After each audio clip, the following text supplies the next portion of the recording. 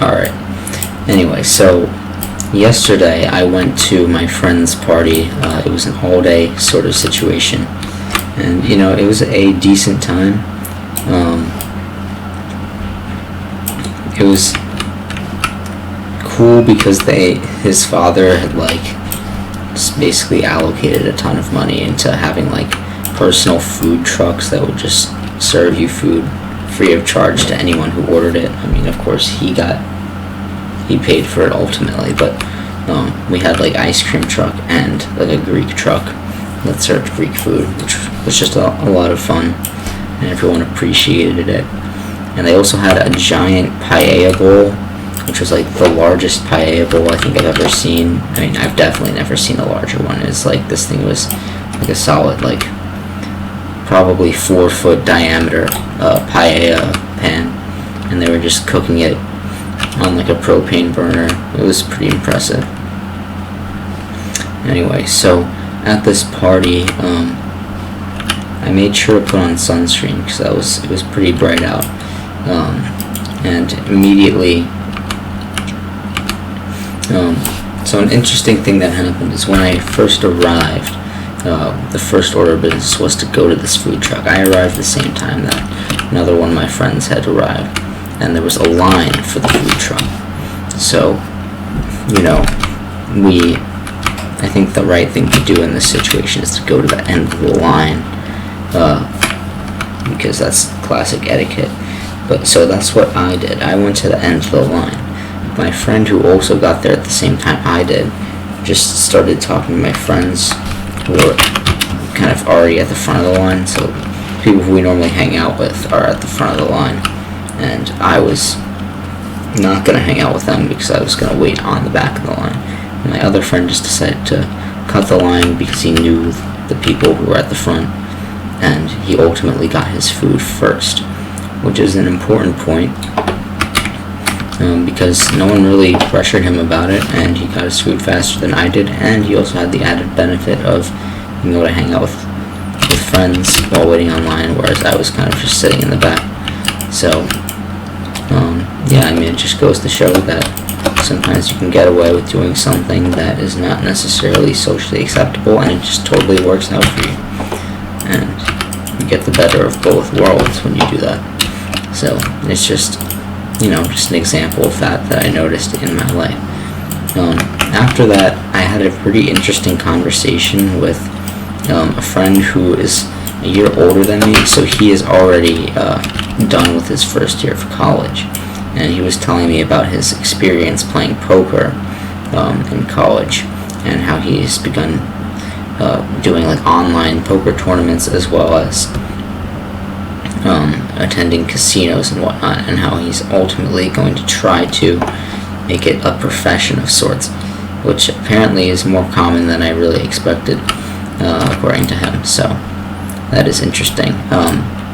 But the one key thing that I'd like to remember this conversation for is the fact that it was a very interesting conversation, and it was interesting because he just had a lot of I didn't really do much of the talking, and I really didn't ask him too many questions. I asked him an occasional follow-up question, just to gain a little bit more insight, but really he was able to just kind of go on himself and just continue bringing up interesting anecdotes from his experience playing poker. And I'm not really particularly interested in poker to any degree, yet it was still very interesting to listen to, which goes to show that if you are able to just kind of bring up stories that are interesting, people will enjoy them and just talking to you, even if you're dominating the conversation, even if you're not really giving the other person an opportunity for input. This is especially good strategy if the person you're talking to, who like me, doesn't really know what to say. If he weren't giving out interesting stories, then I wouldn't really know what to say to him, because he's more of an acquaintance. I'm not super good friends with him or anything. So that ultimately made it a very pleasurable experience for, I'd imagine, both of us, because it's always fun to tell an interesting story yourself, and it's always fun to listen to an interesting story. So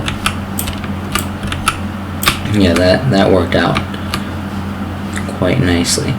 Man, this is quite the cave here.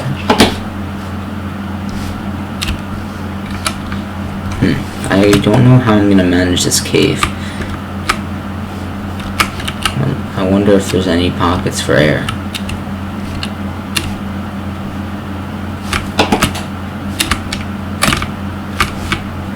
Just all underwater. And this is why I dislike the cave update to some degree. I don't even know if this is from the cave update. This might be from the ocean update or something, where these things occur. It's just like, dude, like no one wants to have to traverse this annoying landscape. It's just painful. Things are slow. Mining speed is slow. Not a fun time. Minecraft should be fun, in my opinion. Anyway, so that is something that I would like to try to implement in my life, is just to, or in my conversation skill, is to be much better at telling interesting stories and just coming up with something that's interesting to say. That's something that I'd really like to focus on, because it really worked very well for him. And a similar thought that my mom actually gave me was that instead of asking so many questions, because they can be kind of intimidating when you do that, you should instead just bring up a topic, and I made a short on this yesterday. You should just bring up a topic that you think, and you just start commenting like either your own opinion on the topic or something similar to a similar effect, and just and choose the topic carefully that you think that the person you're talking to is going to appreciate, or have something interesting to say on their part, and then that way they'll just chime in naturally, as opposed to kind of pressuring them to chime in by just asking them a question that they may not want to answer, or just not really have a good answer to, and then kind of feel intimidated because they feel like they don't have anything to contribute themselves, because a lot of people are self-conscious to a degree. So yeah, that is just an interesting strategy. Anyway, so after that, I also think that a reason I'm kind of an outcast from my friend group is that I'm literally an outcast from my friend group. Like, I kind of don't engage in a lot of the just normal activities that my friends engage in, just kind of either out of fear or just because I don't really want to, which kind of just dampens the mood. It kind of just like gets rid of momentum when someone invites you to do something that is objectively a pretty cool thing, and I just say I don't want to do it for what seems to them to be a very just non-reason, like not an actual reason. So, for instance, they were all, my friend lives like on a canal system near a bay,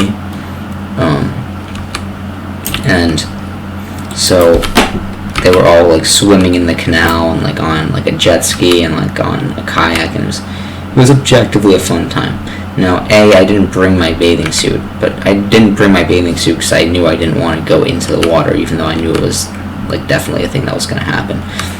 Because I mean, the water is like it is brown, like it is not clean water, because it's a canal where people with a ton of boats exist, and just the boats contaminate the water essentially. Now, I mean, yeah, it probably really is not the healthiest thing to be swimming in, but still, I mean, all my friends were doing it, and then it would have been a fun time. To me, it's not really worth it, given that it is, pretty dirty. And likewise, my friend has a hot tub, and I don't really like going in hot tubs if I don't really, like, if there isn't like a very good reason for me to be going in the hot tub, like unless it's going to be like a lot of fun, or like not going to be there in a long time. I don't like I mean, if I haven't been in a hot tub in a really long time and I know I'm not going to be going in one for a while, like I'll go in it. But if I'm going to have the opportunity coming up soon, I'd rather just save it for a better time. So I didn't really want to go in the hot tub. And yeah, just people like start questioning why you're not doing the activity that everyone else is doing, and that kind of just puts you in a awkward situation, and you become a bit of an outcast. So that is another explanation for why, my friends have lower respect for me, perhaps. And yeah, so another notable dynamic of the party yesterday was that there were a solid 2 times where I attempted to engage in a physical conflict with my friends, kind of like a play sort of fight. Obviously nothing serious, but I have sort of been trying to instigate these sort of fun play fight things recently, just as a way to kind of practice, just kind of to spar, to get a better handle on a physical conflict. So I think that is a pretty important skill, and if you are able to become good at it, this might be the first spider I've ever killed in this world. If you are able to become good at it, it really does increase your confidence for a number of things, just because it's very emasculating to be able to fight competently. I've been trying to essentially get some reps in for that when I have the opportunity to, and I've been trying to make the opportunity. So this might be the next exploration. I need more food if I'm going to do something like this, though. Anyway, so the first fight, my friend's brother had a pair of boxing gloves in his room. So one of my other friends I decided that, let's do a quick sparring match. So he put on the gloves and I was just bare knuckles. And I have to say, I got hit quite a few times compared to the amount of times that I was hitting him. Of course, he did have the confidence behind the gloves. That certainly gives someone more power. So that was an explanation. But really, what I was trying to practice was kind of kicking, going for a leg kick, which I wasn't really executing perfectly. It was really the first time I've ever attempted it. So essentially trying to kind of hit his shin, the weak part of his shin with the strong part of my shin, as well as kind of damage his knee. Obviously I wasn't hitting him very hard, because I don't want to hurt him, but just the overall idea was there. So yes, that was fun. And then the second time I got into a fight, we were all playing spike ball, or at least four of my friends were playing spike ball, and I was kind of sitting on the edge, not playing, but I wanted to play. So I basically tried to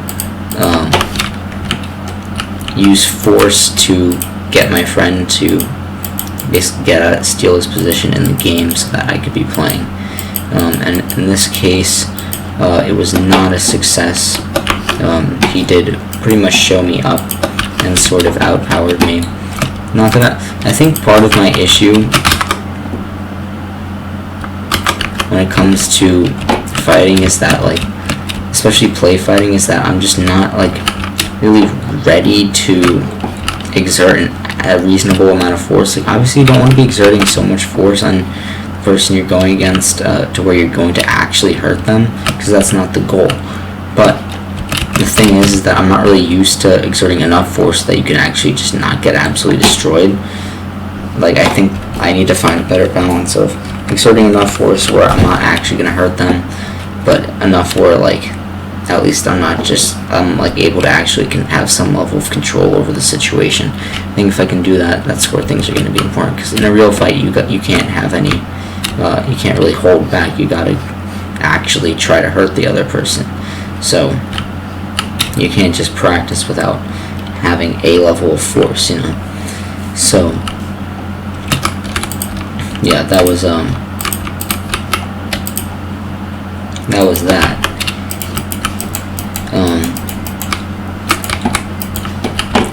anyway, so that's kind of the lesson I learned from that. Anyway, so after that, it was getting fairly late.